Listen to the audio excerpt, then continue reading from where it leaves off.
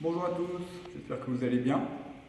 Alors aujourd'hui on va s'intéresser au mal de dos, et plus précisément à un muscle de la chaîne antérieure profonde, le psoas iliaque. Le psoas iliaque, c'est simplement un muscle qui relie le haut et le bas du corps. Situé au niveau de la ceinture pelvienne et souvent négligé, il est cependant responsable de nombreuses douleurs et blessures pour les sportifs, mais aussi pour les sédentaires.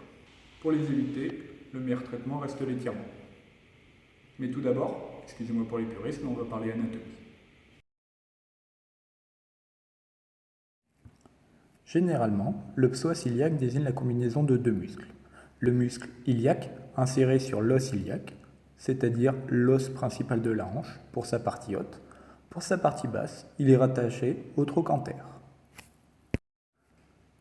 Le grand psoas, lui, s'étend des vertèbres T12 à L5 et de la colonne vertébrale pour la partie haute. Il est rattaché, lui aussi, au trochanter. Je ne parlerai pas du petit psoas, car c'est un muscle rattaché de la même façon que le grand psoas qui complète l'action, cependant il n'est pas présent systématiquement chez l'homme. Le muscle iliaque et le grand psoas partagent donc le même tendon, le même point d'insertion en haut du fémur, le trochanter.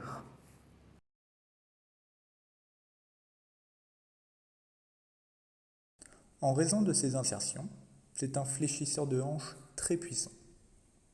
Ses fonctions sont de tirer le fémur vers l'abdomen ou à l'inverse, d'amener l'abdomen vers les jambes. Pour faire clair, la contraction du psoas iliaque permet donc le rapprochement entre la cuisse et le bassin.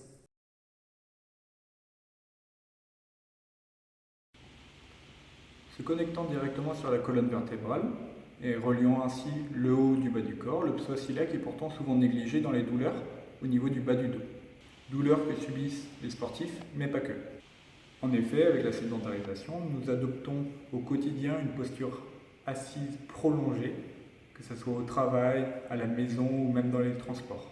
Avec le temps, si on ne l'étire pas, le psoas iliaque se raidit, se raccourcit, et cela peut engendrer diverses douleurs, telles que des douleurs inguinales, des douleurs à la ceinture pelvienne, dans le bas du dos, et ça peut même aller sur des problèmes de genoux ou de posture.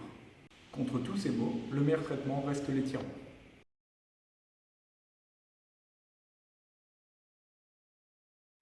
Alors on passe aux étirements.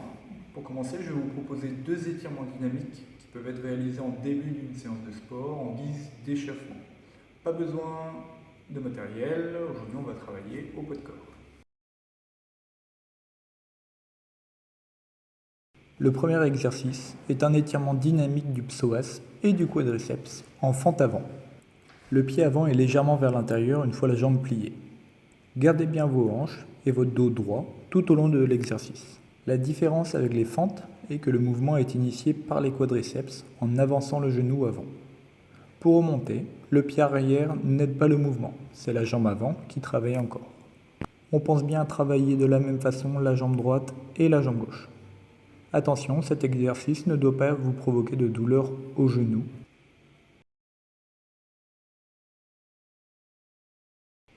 Le deuxième exercice est un étirement dynamique du psoas et du quadriceps en fente arrière cette fois-ci. Les consignes sont les mêmes que le premier exercice. Cependant, on commence à initier le mouvement en avançant le genou de la jambe avant, puis à étendre la jambe arrière. On pense bien de nouveau à travailler de la même façon la jambe droite et la jambe gauche.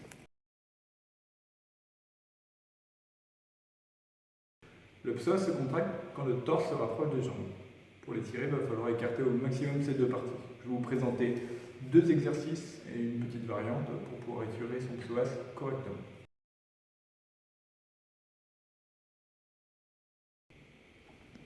Premier exercice d'assouplissement du psoas. Pour le réaliser, placez le corps en fente avant tout en laissant la jambe arrière posée sur le genou dans l'axe. Puis, penchez le torse vers l'avant pour augmenter l'étirement des fléchisseurs de la hanche. Vous pouvez aussi pousser les hanches vers le sol pour amplifier l'étirement.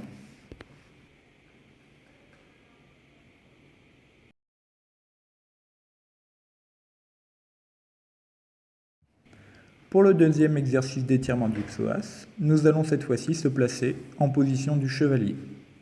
On commence par avancer une jambe en la pliant à 90 degrés. Même chose pour la jambe arrière que l'on tourne à 90 degrés et que l'on laisse au sol. Grâce au poids de corps, on avance sur sa jambe avant et on vient étirer son psoas. Cet exercice doit être réalisé sur les deux jambes bien évidemment.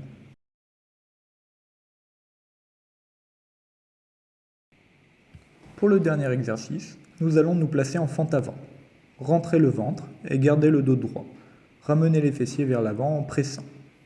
Puis une fois en équilibre, amener le bras au-dessus de l'oreille en rotation vers l'extérieur et pousser avec la paume. Presser la hanche étirée en arrière et l'autre en avant pour étirer l'iliaque. Le torse peut aussi se positionner sur le côté opposé, puis en rotation pour étirer fortement les fibres du psoas.